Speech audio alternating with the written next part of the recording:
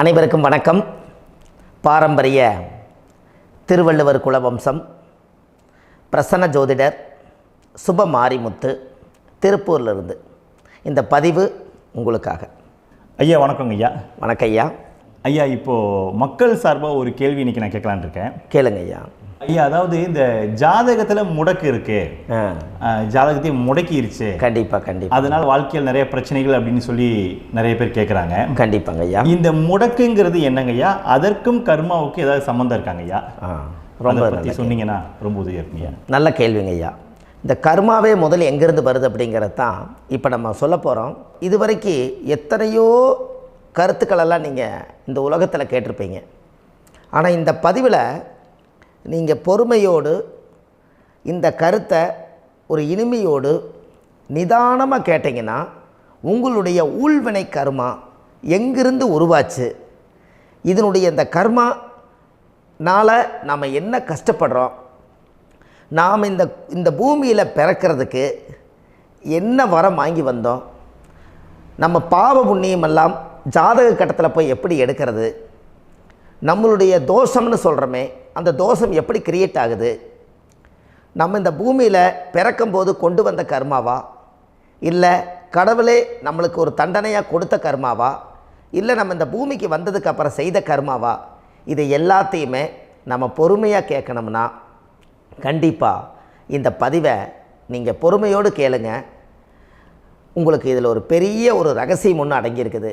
அந்த ரகசியத்தை தான் இன்றைக்கி இந்த உலகத்துக்கு அரங்கேற்றம் பண்ணுறேன்.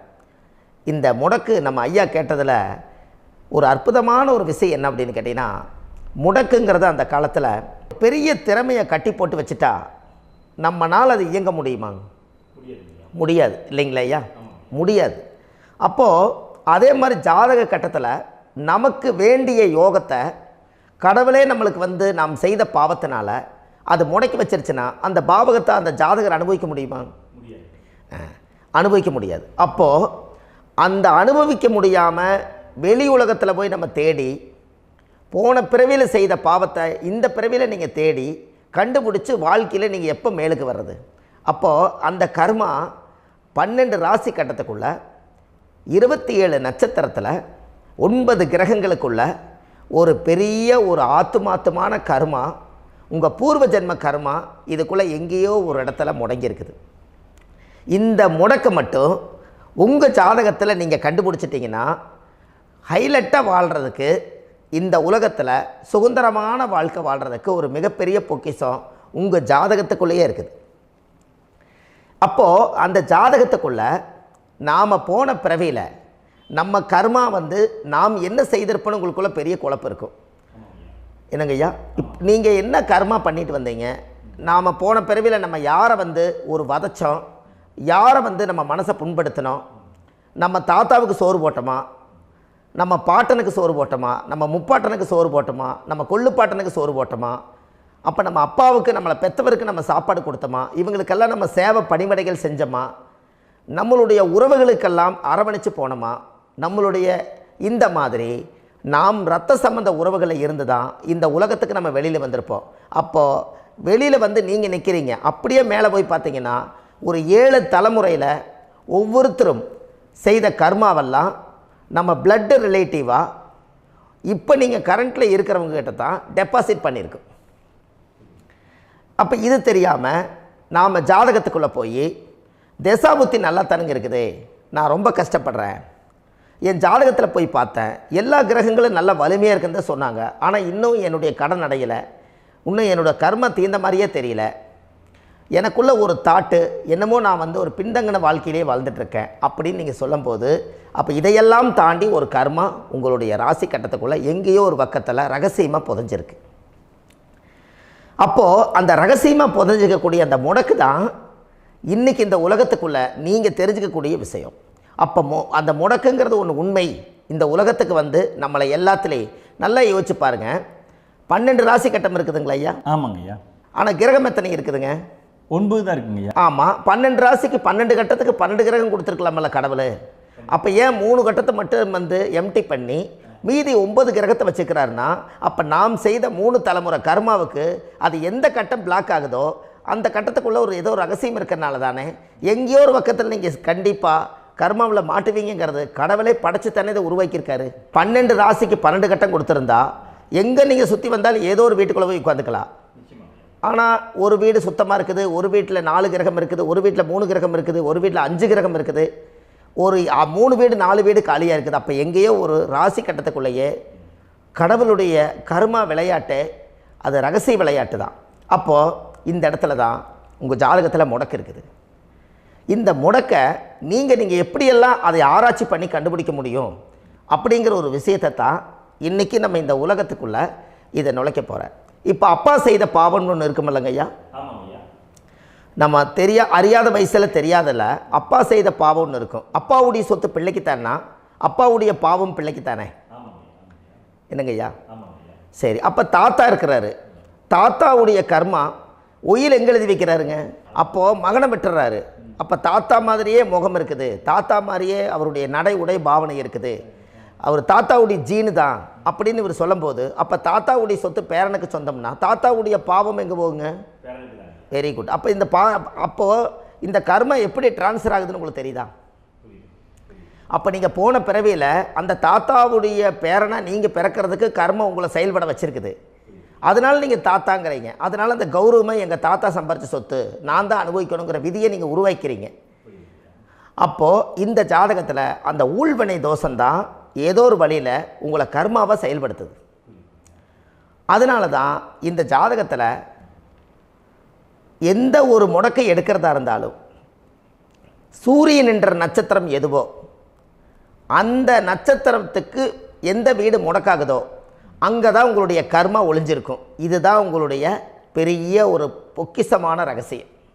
சரிங்க ஐயா, இப்போ இதில் நவகிரகங்கள் 9 இருக்கும்போது ஏன் சூரியனை மட்டும் நம்ம இதில் எடுத்துக்கணும்னு நீங்கள் சொல்கிறீங்க? நல்ல கேள்விங்க ஐயா. நீங்கள் கேட்டீங்க பார்த்தீங்களா, 9 நவகிரகம் இருக்கும்போது சூரியனை மட்டும், அந்த சூரியன் என்ற நட்சத்திரம் பிறக்கும்போது அந்த வீடு மட்டும் முடக்காகுன்னு நீங்கள் கேட்டீங்க இல்லையா? இதுதான் அற்புதமான கேள்வி. ஏன் அப்படின்னு கேட்டிங்கன்னா, சூரியன் அப்பாவோட உயிர் கரு போய் அம்மாவுடைய பனிக்கூடத்தில் கர்ப்பத்தில் வச்சு 10 மாதம் 300 நாள் சுமந்து நீங்கள் இந்த பூமிக்கு வெளியில் வரும்போது நீங்கள் என்ன பாவத்தை இவங்க விதைச்சாங்களோ அந்த கர்மாவை வாங்கிட்டு தான் நீங்கள் வெளியில் பிரசவமாகறீங்க. இதுதானே? அப்போ சூரியன் என்ற நட்சத்திரம், அந்த சூரியனுங்கிறது உயிர் கருவல்லவா, அப்பாவுடைய உயிரணுக்கள் அம்மாவுடைய கருவிக்குள்ளே போய் நாம் குழந்தை வடிவத்தில் இருந்து 300 நாள் பாவ உன்னித்த பதிவில் ஏட்டு எழுதி ஒரு ஜாதகத்தை கையில் கொடுத்து பிறந்த உடனே உங்களுக்கு ஒரு ஏட்டை பெரட்டி நீ இப்படித்தான் விதி, இனிமேல் இப்படித்தான் நீ வாழணும்னு சொல்லி உங்கள் கர்மாவை நீங்கள் கர்மாவோடு தானே வெளியில் பிறக்கிறீங்க. அப்போ சூரியன் என்ற நட்சத்திரம் தானே இந்த உலகத்துக்கு ஒரு பெரிய ஒரு மகத்துவம். இப்போ பாருங்கள், விடிய வரைக்கும் நம்ம முழிச்சிட்ருக்குறோம், காலையில் சூரிய உதயமானால் அவங்கவுங்க செயல்படுறோம். மீதி எல்லா கிரகங்களுக்குமே வெளிச்சத்தை கொடுக்கக்கூடிய சக்தி சூரியனுடைய பிம்ப ஒளிக்குத்தானே உண்டு, என்னங்க ஐயா? அதனால தான் மேசத்து உச்ச வீடுன்னு சொல்லி மேசத்தை உச்சம்னு சொல்லி சூரிய உச்சத்தை அங்கே தான் வச்சாங்க. அப்போது அந்த காலச்சக்கரத்துக்கு 5ஆம் இடம் பூர்வ புண்ணியஸ்தானத்தில் போய் சிம்மத்தில் கொண்டு போய் சூரியனை ஆட்சி வீடுன்னு வச்சாங்க. அப்போது சூரியனில் இருந்து தான் அந்த மையப்புள்ளி உருவாகுது.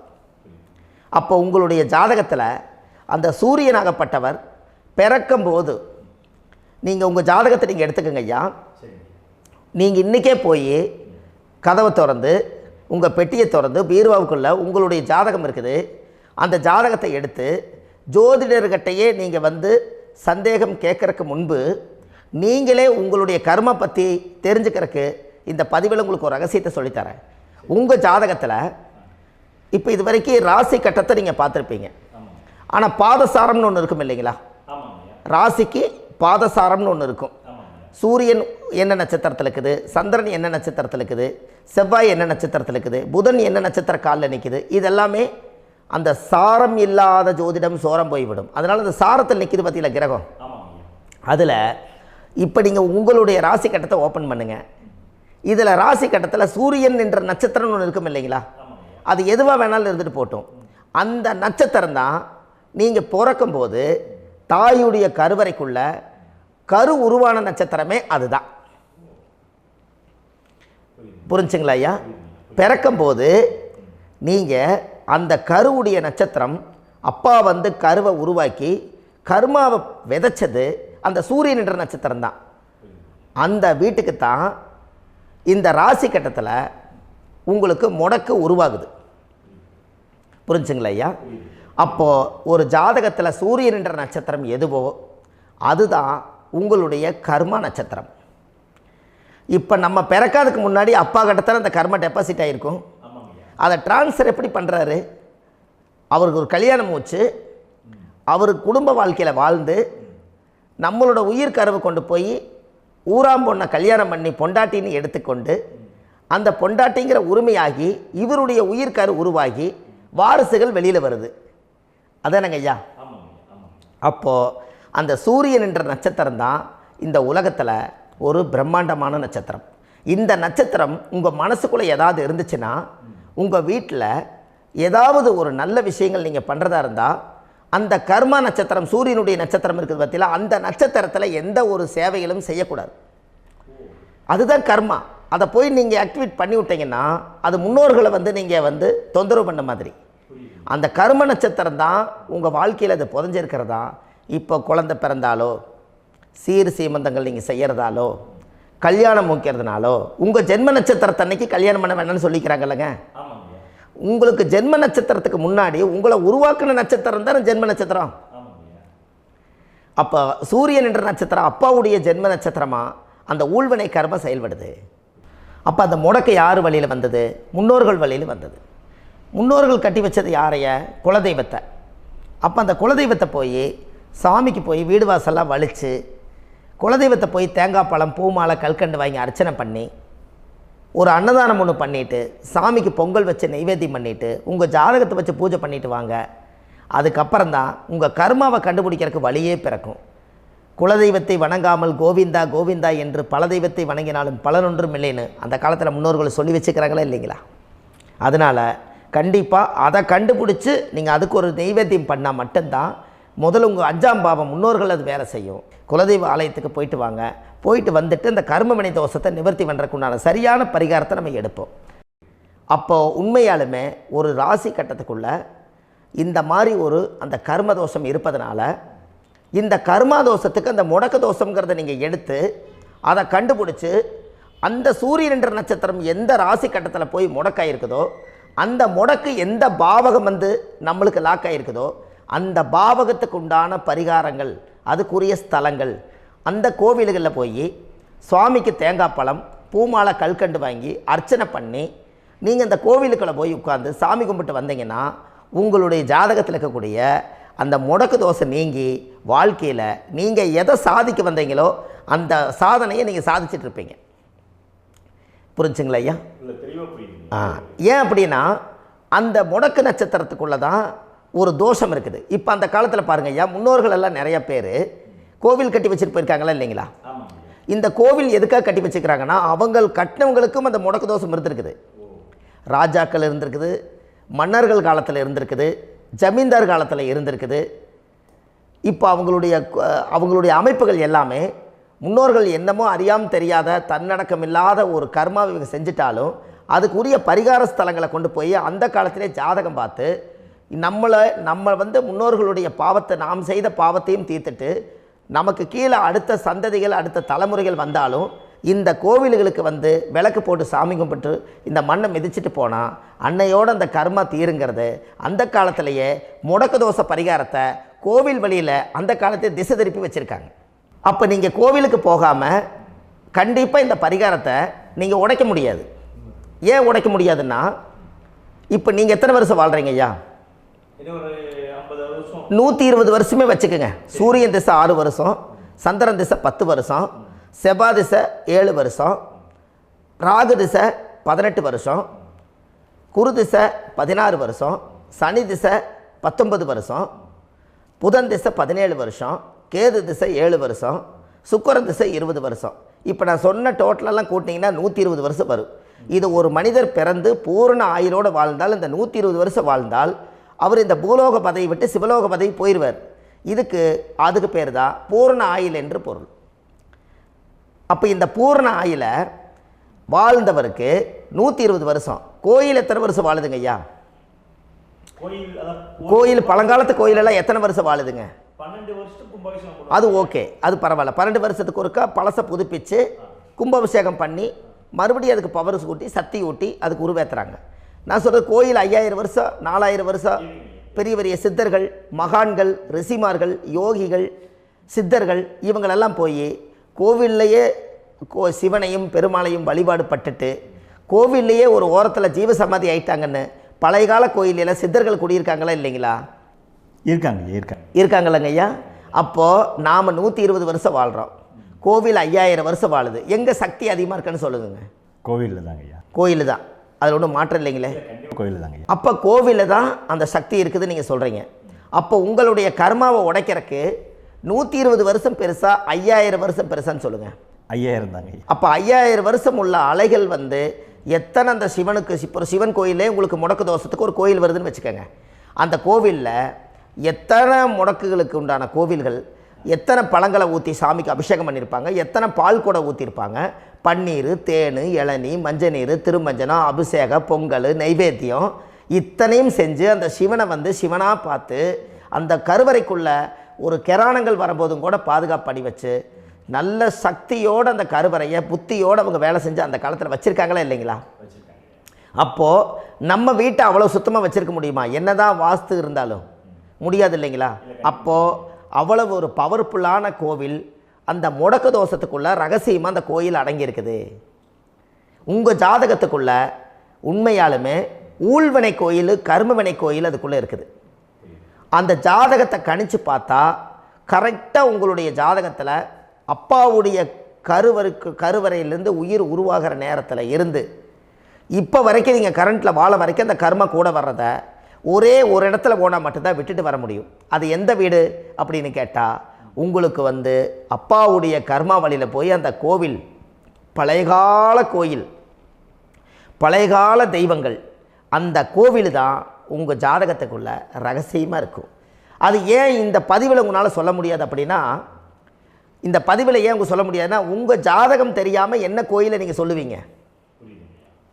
இப்போ பொதுவாக ஒரு நட்சத்திரத்துக்கு ஏதோ ஒரு கோவிலை அவங்க சொல்லி நீங்கள் போயிட்டு வர்றீங்கன்னு வச்சுக்கோங்க. ஆனால் அது வேலை செய்யலைன்னா நம்மளுக்கு என்னங்க இவ்வளோ கஷ்டப்பட்டு போய் அதை பலனடையிலேன்னு கேள்வி கேட்டக்கூடாது. உங்கள் ஜாதகத்தை நீங்கள் கொண்டாங்க, உங்கள் டேட் ஆஃப் பர்த் டயத்தை போட்டு ஜாதகத்தை கணிச்சு நீங்கள் சூரியன் என்ற நட்சத்திரத்துக்கு உங்களுடைய கர்மவினை கோவில் யார், உங்களுடைய முடக்கு யார், ஊழ்வனை தோஷத்துக்கு உண்டானவர் யார், தாய் வழி கர்மா யார், தந்தை வழி கர்மா எது, நீங்கள் பிறக்கும்போது வந்த கர்மா என்ன, இது எல்லாம் கணிக்காமல் பொதுவாக ஒரு கோயிலில் போய் நீங்கள் பாட்டுக்கு சாமி கும்பிட்டு வந்தால் பலன் எப்படி கிடைக்கும்? கண்டிப்பாக கிடைக்காதுங்க ஐயா. என்னங்க ஐயா? அது தெரிஞ்சு பண்ணாதான் சரியா? ஒரு டாக்டர்கிட்ட போகிறீங்க, என்னை அப்படியே ஸ்கேன் பண்ணி ஒரே ஒரு மாத்திரை கொடுங்கன்னு கேட்டால் டாக்டர் கொடுப்பாருங்களா? அவர் என்ன பிரச்சனை இருக்குதோ அதை முதல்ல கண்டுபிடிச்சி ஸ்கேன் பண்ணி பார்த்து ரிப்போர்ட் எடுத்து அது மூலியமாக தான் கொஞ்சம் எடுத்து ஐயா உங்களுக்கு இந்த பிரச்சனை, இதுக்கு தீர்வுக்கு இதுக்குண்டான மெடிசன், இது இப்படித்தான் சாப்பிடணும்னு அது முறையாக சொல்லி அந்த உயிர் வாழ வைக்கிறாரு டாக்டர். அவர் ஒரு தெய்வ வடிவத்தில். கரெக்டுங்களா ஐயா? அப்போ உங்களோட கர்மா எங்கே செயல்படுது அப்படின்னா, இந்த முடக்க நீங்கள் இந்த பதிவில் தெரிஞ்சுக்கங்க. அதுக்குரிய நட்சத்திரம் என்னன்னு தெரிஞ்சு வச்சுங்க. உங்கள் ஜாதகத்தில் சூரியன் என்ற நட்சத்திரத்தை எடுத்துக்கங்க. அந்த வீட்டுக்கு முடக்க இந்த பதிவில் எந்த வீடு லாக் ஆகிருக்குதுங்கிறத நான் உங்களுக்கு இந்த வீட்டில் சொல்கிறேன். அந்த வீட்டு நீங்கள் பாருங்கள், உங்களுடைய லக்கணத்துக்கு அது எந்த வீடு. இப்போ லக்கணத்துக்கு ஒரு 7வது வீடுன்னே வச்சுக்கோங்க. அப்போ லக்கணத்துக்கு 7வது வீடே முடக்கு. அப்படி ஒரு முடக்கு ஆகிப்போச்சுன்னா ஒரு ஜாதகத்தில் லக்கணம் தான் 1, 7ஆம் இடம்ங்கிறது மனைவி ஸ்தானம். ஒரு ஆணுடைய ஜாதகத்துக்கு 7ஆம் இடம் தான் மனைவி. அவருக்கு நல்ல மனைவி அமையாமல் ஆடம்பரம் இருந்தும் வீடு அரண்மனை மாதிரி இருந்தும் அந்த மனைவியை ஒரு சந்தோஷமாக அவர் அனுபவிக்க முடியாது. புரிஞ்சுங்களா ஐயா? சந்தோஷமாக அனுபவிக்க முடியாது. ஏன் அப்படி? 7ஆம் இடத்துல தான் அவரோட கர்மா உட்கார்ந்துருக்குது. கரெக்டாக சொன்னீங்க. 7ஆம் இடத்துல தான் அந்த கர்மா உட்கார்ந்துருக்குது. அப்போ அந்த 7ஆம் இடத்துல இருக்கக்கூடிய அந்த கர்மா போன பிறவியில் நீ மனைவிக்கு சோறு போடாமல் மனைவியை கட்டி வச்சு அடிக்கிறதும், மனைவியை துன்புறுத்துறதும், அந்த மனைவி இருக்கவே இன்னொரு வாழ்க்கைக்குள்ளே போகிறதும், இங்கே வாழ வேண்டிய தாம்பத்திய சந்தோஷத்தை கொண்டு போய் இன்னொரு இடத்துல கொடுக்கறதும், தெரிஞ்சிருந்தே நம்மளுடைய மனசுக்குள்ளே திருடுத்தனமாக வாழ்கிறதும், இது எல்லா கர்மாவும் போன பிறவியில் நாம் செய்த ஊழ்வினை கர்மா தான் உங்கள் ஜாதகத்தில் 7ஆம் இடம் முடக்கு. அப்போ அந்த 7ஆம் இடம் முடக்கா இருந்துச்சுன்னா கண்டிப்பாக உங்கள் ஜாதகத்தில் நீங்கள் என்ன அனுபவிச்சிட முடியும்? நல்ல நண்பர்கள் கிடைக்க மாட்டாங்க, நல்ல ஒரு பார்ட்னர்ஷிப் அமையாது, நல்ல ஒரு நட்பு வட்டங்களில் எதையும் அனுபவிக்க விடாது, ஒரு அங்கீகாரமான உறவுகளில் போய் நம்ம ஸ்ட்ராங்காக நிற்க முடியாது. 7ஆம் இடம் என்பது தாம்பத்திய வாழ்க்கை, பூர்த்தி இல்லாத வாழ்க்கையாக இருக்கும். இப்படியெல்லாம் அந்த ஜாதகத்தில் ஒரு பொதுவாக ஒரு ஜாதகத்தில் 7ஆம் பாவம் முடக்காயிட்டால் இந்த கர்மாவை அவர் அனுபவிச்சுக்கிட்டே இருப்பார். இது எப்போத்தான் அதுக்கு ஒரு தீர்வு வேணுங்கய்யா? அந்த கோயில் எதுன்னு நீங்கள் கரெக்டாக சொன்னீங்க. இப்போ இது மனிதனால் செயல்படுது. மனிதர்கள் தான் கோயிலை கட்டி வச்சாங்க. தெய்வத்தை விட ஒரு காலத்தில் மனிதர்களுக்கு மகிமை ஜாஸ்தி. ஏன்னா சாதாரண ஒரு மண் பூமியாக இருந்த இடத்த மனிதர்கள் தான் கோயில் கட்டி ஒரு மகிமைப்படுத்தி புண்ணியம் பண்ணி வச்சாங்க. மனிதர்களுக்கு சக்தி அதிகம்தான், ஆனால் பிரபஞ்சத்துக்கு அதை விட சக்தி அதிகம் அல்லவா?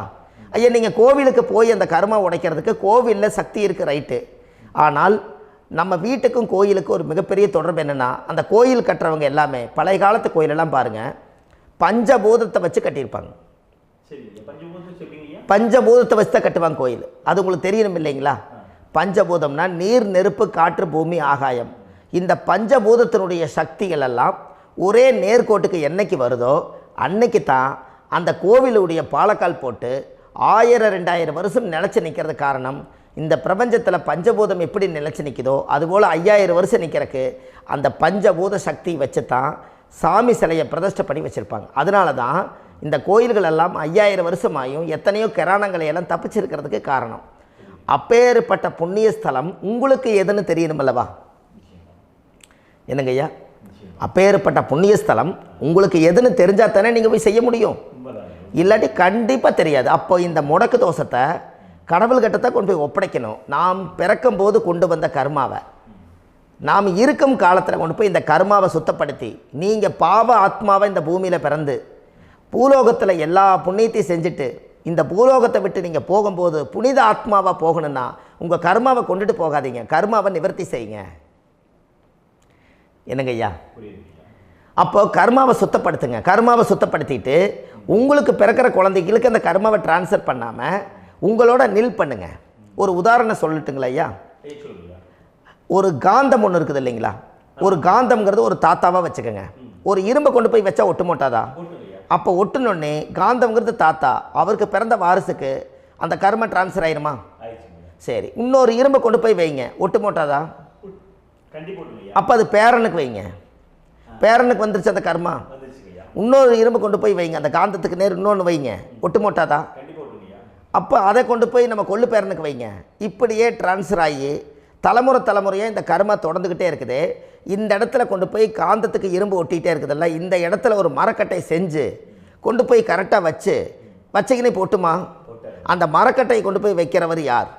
மரக்கட்டை வச்சுட்டு அடுத்த வாரிசு புனிதமாக பிறந்துட்டு அந்த மேலே இருக்கிற கர்மாலாம் இந்த அடுத்த இதுக்கு வராதில்ல. இதுதாங்க ஐயா கர்மா. தொடர்ந்து வரக்கூடிய கர்மாவை அதை நில் பண்ணணுங்கிறதுக்கு பேர் தான் இந்த உதாரணத்தை சொன்னவங்களுக்கு. அப்போ நாம் இந்த பூலோகத்தில் நம்ம ஒரு தாயுடைய கருவறையில் இருந்து தொப்புள் கொடி அறுக்கும் நேரம் நாம் என்ன கர்மாவை வாங்கி வந்திருந்தாலும் அதையெல்லாம் ஆராய்ச்சி செய்து ஜாதகத்தில் முழுமையாக கண்டுபிடிச்சி ஒரு காலம் இல்லைனாலும் ஒரு காலம் நம்ம நல்லா இருக்கிறதுக்காக, நம்ம வாரிசுகள் எல்லாம் நலமடைஞ்சு வளமடைஞ்சு வர்றதுக்காக இந்த கர்மா தோஷத்தை கரெக்டாக கண்டுபிடிச்சி சரியான கோவிலுக்கு போய் நீங்கள் கர்மாவை நிவர்த்தி பண்ணி அங்கே பூஜை புனஸ்தானங்கள், சகசரநாம பூஜைகள், ஓமங்கள், வழிபாடுகள் இதெல்லாம் நீங்கள் செஞ்சு உங்களுடைய பாவத்தை எல்லாம் கழித்து உங்கள் ஜாதகத்தவே யோகமாக மாற்ற முடியும். கண்டிப்பாக மாற்ற முடியும். ஏன்னா நம்ம யாரை நம்பி செய்கிறோம்? சரியான கடவுள்கிட்ட வழிகாமிக்க போகிறோம். அப்போ கடவுள் பொய்யாயிருவாரா? ஐயா நம்ம அதாவது அந்த காலத்தை சொல்லுவாங்க, சத்தியுள்ள சாமி கும்பிட்டு புத்தி உள்ள உள்ளே பெக்கணும்னு சொன்னாங்க. 16 வதபதன்னு பெக்கலை, எல்லாம் அறிவோடு பெற்றாங்க. அதனால் எல்லாமே தாய் தந்தைகள் பேச்சை கேட்டாங்க. அன்றைக்கி எல்லாருமே தாய் தந்தைகளுக்கு தூணாக நின்னாங்க. அப்போ அந்த காலத்தில் சத்தியுள்ள சாமி கும்பிட்டு புத்தி உள்ள உள்ளே பெக்கணும்னு சொல்லி அன்றைக்கி அறிவோடு பெற்று இந்த கர்மாவை ஆளுக்கு ஒரு கர்மாவை டிரான்ஸ்ஃபரை பிரித்து எல்லாரும் சுத்தப்படுத்தினாங்க. இன்றைக்கி நம்ம ஒரு குழந்தை 2 குழந்தை பெற்று வச்சுருக்கோம். அவங்களுக்கே இவ்வளவு கர்மா வந்துருச்சுன்னா இந்த குழந்தைகளுக்கு என்னைக்கு இந்த கர்மாவை போய் கண்டுபிடிச்சி நீங்கள் எப்போ சரி பண்ணுவீங்கன்னு. அப்போ இந்த வாழ்க்கையில் ஏதோ ஒரு பிரபஞ்ச சக்தி நம்மளை அறியாமல் என்னமோ ஒரு இயக்கத்தில் கொண்டு போய் விட்டுருச்சுங்களா? அப்போ இனிமேலாவது இந்த கர்மாவில் இருந்து கண்டிப்பாக நம்ம நிவர்த்தி ஆகணும்னு சொன்னால் இந்த முடக்கு தோஷத்தை யாரெல்லாம் கண்டுபிடிச்சி இந்த ஊழ்வினை கர்மாவில் இருந்து நாம் கருவறையில் சுமக்கும் போது 10 மாதம் நீங்களாம் என்னென்ன நினச்சிருப்பீங்க? அதாவது கருவறைக்குள்ள கருப்பாக ஒரு பிண்டம் இடப்பக்கம் கிடக்கையில் இந்த பூமிக்கு வரும்போது நீங்கள் என்னென்ன நினச்சிருப்பீங்க? இந்த பிறந்ததுக்கு அப்புறம் வந்து தான் அம்மா தெரியுது, அப்பா தெரியுது, தாத்தா தெரியுது, பாட்டி தெரியுது, இந்த உலகத்தில் கண்கொள்ளாத காட்சிகள் எல்லாம் தெரியுது, எல்லாம் தெரியுது. ஆனால் 10 மாதம் உங்கள் வாழ்க்கையில் நீங்கள் இருக்கும்போது நீங்கள் என்னென்னலாம் நினச்சி இந்த பதிவில் இறைவன் கொடுத்தாரோ அதையெல்லாம் அனுபவிக்கத்தான் வந்தீங்க. அதுக்கு இடையில இருக்கிறதான கர்மா. இந்த ஒரு விஷயம் உங்களுக்கு கிடச்சிருச்சுன்னா நீங்கள் எல்லாருமே ராஜயோகமாக பிழைப்பீங்கள்ல. இதில் ஏழை பணக்கார யாரையுமே சொல்ல வரல. அவங்க பிறக்கும்போது புண்ணியத்தை பொறுத்து தான் போன ஜென்மத்தில் நம்ம என்ன புண்ணியங்கள் பண்ணி வச்சோமோ அந்த புண்ணியத்தில் இன்றைக்கி நல்லா வாழ்கிறாங்க. ஒருத்தர் கேட்டார், என் ஜாதகத்தில்ங்க எங்கூட படித்தவர் இடம் வாங்கிட்டார், வீடு வாசல் கட்டிட்டார், தொழில் பண்ணிட்டார், நல்லா இருக்கார், ஆனால் நான் இன்னும் அப்படியே தான் இருக்கிறேங்கன்னு ஒருத்தர் கேட்டார். அதுக்கு ஒரு கருத்து என்னென்னா, டேட் ஆஃப் பர்த் ஒன்று தான், டைம் ஒன்று தானே வச்சுக்கோங்க. அவங்க அப்பா செஞ்ச புண்ணியம் வேறு, நீங்கள் செஞ்ச பாவங்கள் வேறு. அவர் செஞ்ச புண்ணியத்தினால அவருக்கு எல்லாமே முன்னாடி கிடைக்குது. நீ கர்மாவெல்லாம் கழிச்சிட்டீன்னா பின்னாடி கிடைக்க போகுது. இதில் மற்றவங்களை பற்றி வேற்றுமையாக நினைக்கிறதுல எந்த ஒரு இதுவுமே இல்லை. அப்போ ஒருத்தர் பார்த்து ஒருத்தர் வாழ வேண்டாம். உங்களுடைய சுய அறிவை வச்சு இந்த பூலோகத்தில் இந்த பூமியில் நீங்கள் 4 தெரிஞ்சு நல்ல விதமாக கற்றுக்கிட்டு இந்த உலகத்தில் சிறப்பாக வாழ கற்றுக்குங்க. அதுக்கு அந்த ஊழ்வினை தோஷத்தை கண்டுபிடிங்க. உங்களுக்குன்னு ஒரு முடக்கு இருக்குதுங்கிறத இன்றைக்கி நீங்கள் எழுதி வைங்க. அதை எப்படியாவது கண்டுபிடிங்க, அதை தேடுங்க. ஒரு முறை நீங்கள் ஜாதகத்தை கொண்டு வாங்க. அந்த ஜாதகத்தை கொண்டு வந்து உங்கள் பாவகத்தில் எத்தனாம் பாவம் முடக்காயிருக்குதுன்னு பாருங்கள். அந்த பாவகம் முடக்காயிருச்சுன்னா உங்கள் வாழ்க்கையில் அதிலிருந்து உங்களால் வெளியில் வரவே முடியாது, கண்டிப்பாக வர முடியாது. அதை நீங்கள் கண்டுபிடிச்சா மட்டும்தான் நீங்கள் மேலே வர முடியும். ஏன்னா நிறைய பரிகாரங்கள், பூஜைகள், யாகங்கள், ஓமங்கள் எல்லாம் செய்து வச்சும் கூட அந்த கர்மவினைக்கு உண்டான கோவிலுக்கு போய் அந்த 5000 வருஷ பழமை வாய்ந்த தெய்வத்துக்கிட்ட போய் நீங்கள் முறையிட்டு விளக்கு போட்டு உங்கள் கர்மத்தை எல்லாம் நான் நீ தான் தீர்த்து கொடுக்கணும்னு சொல்லி நம்பிக்கையோடு நீங்கள் போய் அந்த சரணாகதி அடையிறீங்க பாருங்கள், அங்கே தான் உங்கள் கர்மாவை எடுத்து விடுறாரு. அப்போ இந்த ரகசியம் உங்களுக்கு வேணுமல்லவா? அப்போ உங்கள் ஜாதகத்தில் எங்கே முடங்கி அதுக்குரிய கோவில்கள் எல்லாம் என்ன, அதுக்கு தான பரிகாரம் என்ன, அதுக்கு நீர் பரிகாரம் என்ன, யாத்திரை பரிகாரங்கள் என்ன, நீங்கள் வீட்டில் இருந்தே செயல்படுத்தக்கூடிய பரிகாரங்கள் என்ன, பரிகாரம் கோவிலுக்கு போய்த்தான் நடக்குமா, இல்லை நாம் வீட்டில் வச்சு வணங்குறதுனால நடக்குமா, நாம் செய்யக்கூடிய தர்ம பரிகாரங்கள் என்ன, தான பரிகாரங்கள் என்ன, இப்படி பல விதமாக இருக்கிறனால உங்கள் ஜாதகத்துக்கு எந்த மாதிரி பரிகாரம் கனெக்ட் ஆகுதுங்கிறது தெரியணும். இது தெரியாமல் கண்டிப்பாக உங்களால் செயல்படுத்துறது ரொம்ப கஷ்டம். இதனால் இதை நீங்கள் தெரிஞ்சுக்கணும்னா இப்போ நம்ம பாருங்கள், நீங்கள் அந்த தெரிஞ்சுக்கிட்டாலே உங்கள் வாழ்க்கையில் ஒரு டைம் தான் நீங்கள் தெரிஞ்சுக்க போகிறீங்க. உங்களுடைய கர்மா என்ன, நீங்கள் எங்கே செயல்பட்டு போயிட்டுருக்கிறீங்க, உங்கள் போகிற பாதை சரியா இல்லை அந்த பாதையில் முள்ளு கல் இருக்குதா, இது எல்லாம் உங்களுக்கு தெரியலனா இந்த முடக்கை கண்டுபிடிக்கக்கூடிய சக்தி வாய்ந்த இந்த கர்மாவை நிவர்த்தி பண்ணுறதுக்கு வழிகள் இருக்குது. அதனால் நீங்கள் கண்டிப்பாக இந்த முடக்கை தெரிஞ்சுக்கணும்.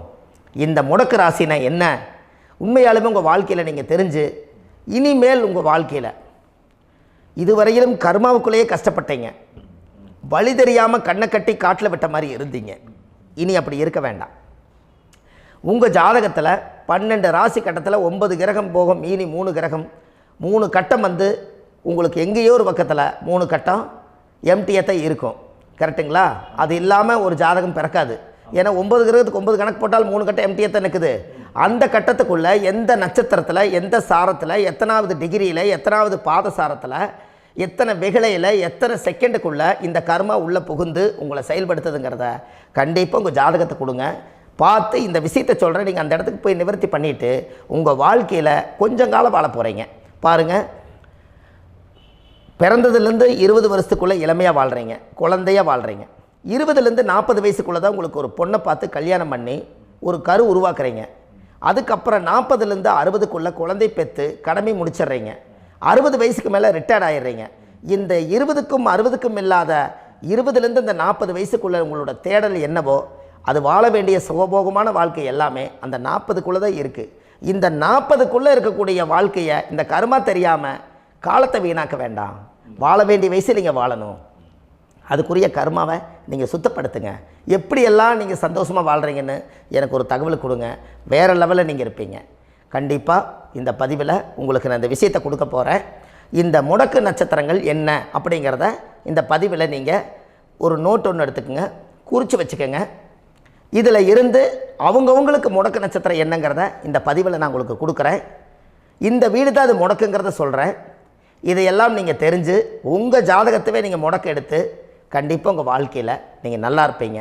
அதுக்கு ஒரு நோட் எடுத்து வச்சுக்கோங்க. இது வரைக்கும் கர்மாவை பற்றி நம்ம பேசினோம். உங்கள் ஜாதகத்தில் சூரியன் என்ற நட்சத்திரத்துக்கு தான் முடக்குன்னு சொன்னீங்களே, எந்த வீடுங்கிற ரகசியத்தை இன்றைக்கி நம்ம எல்லோரும் தெரிஞ்சுக்கலாமா? இத்தனை காலமாக நீங்கள் தெரிஞ்சுக்காத ஒரு ரகசியத்தை இன்றைக்கி உங்கள் ஜாதக கட்டத்தில் நீங்களே முடக்க கண்டுபிடிச்சி அதுக்குண்டான பலனை தேட போகிறீங்க. அந்த தேடல் தான் உங்களை கொண்டு போய் உட்கார வைக்க போகுது. ஒரு உதாரணம், உங்கள் ஜாதகத்தில் பாதசாரம் இருக்குது அல்லவா? அந்த பாதசாரத்தில்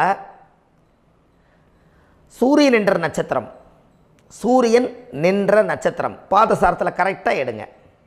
சூரியன் என்ற நட்சத்திரம் உத்திராட நட்சத்திரமாக இருந்தால் விருச்சிக ராசி வீடு தான் முடக்கு ராசி.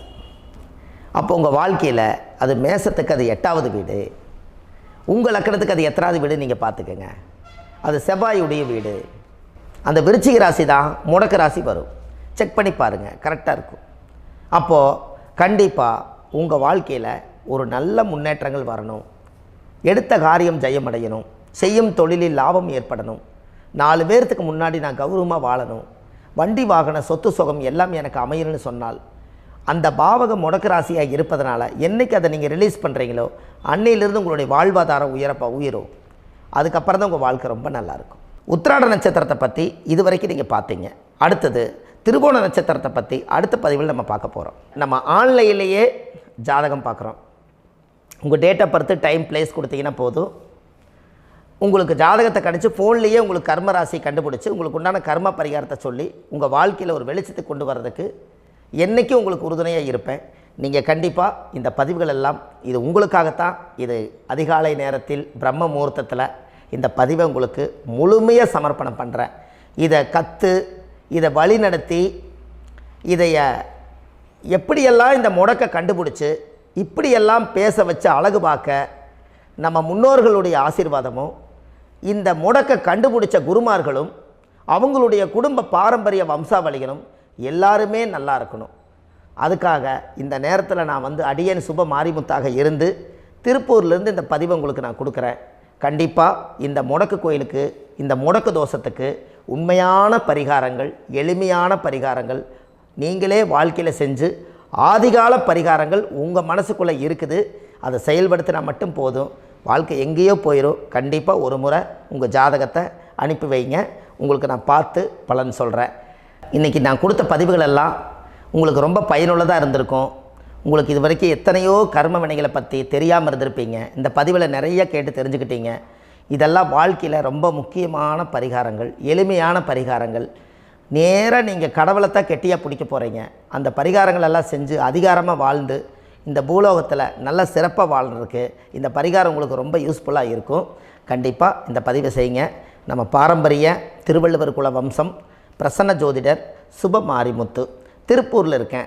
30 ஆண்டு காலமாக நம்ம ஜோதிடம் பார்த்து கொண்டு இருக்கிறோம்.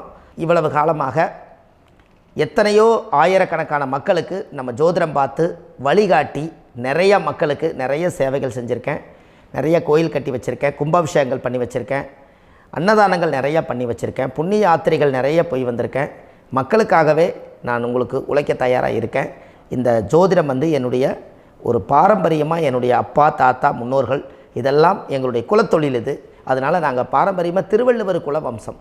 வள்ளுவர் வாக்குன்னு யூடியூப் சேனலில் போனீங்கன்னா 1000 பரிகாரங்கள் கொடுத்துருக்கேன். அதுவும் உங்களுக்கு ரொம்ப யூஸ்ஃபுல்லாக இருக்கும்.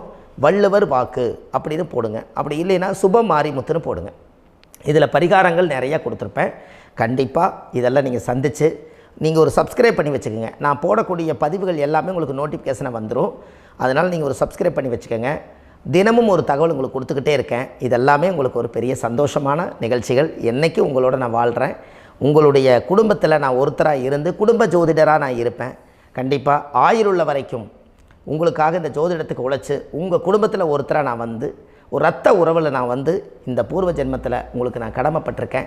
கண்டிப்பாக அடுத்த பதிவில் உங்களை நான் சந்திக்கிறேன். வாழ்வது ஒரு முறை, வாழ்த்தட்டும் தலைமுறை. நன்றி, வணக்கம்.